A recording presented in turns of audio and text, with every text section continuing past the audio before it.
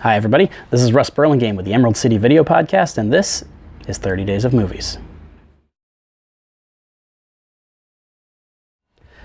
Hi guys, it's day four. And the question I get today is, what is my favorite horror movie? This one is a little bit different than a lot of the previous ones in the sense that I felt pretty passionately about my favorite movie, about my favorite action-adventure movie, and the last movie I watched is super obvious. I'm not actually much of a horror guy. I casually like a lot of horror movies, but I love almost none. So if I'm going to name my favorite horror movie, something I'd watch bunches of times, probably my answer is going to be John Carpenter's The Thing. And that's a nice kind of split the difference kind of movie. It's kind of like saying Die Hard is your favorite action movie. It's something that horror movie buffs like. It's something that people who don't particularly like horror movies tend to like. It's great performances. They build the suspense really effectively. It's beautifully directed. John Carpenter in his heyday.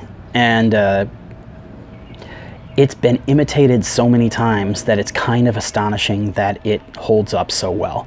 One of the things I always say about The Godfather is that while it's the greatest kind of mob movie ever made, it may not be the best. It may not be the most engaging and interesting and blah, blah, blah, blah, blah, because it created a template that others were able to successfully emulate.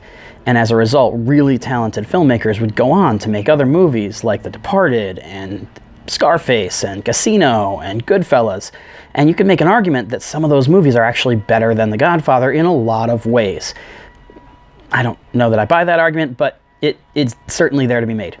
Point being, the fact that The Thing created this template that's been imitated so many times, and it still rises to the top, and people still pretty much talk about it exclusively as the best of this sort of movie, speaks really, really highly of it, because that's so rare. Check back tomorrow, and I'll talk about something else you might find interesting.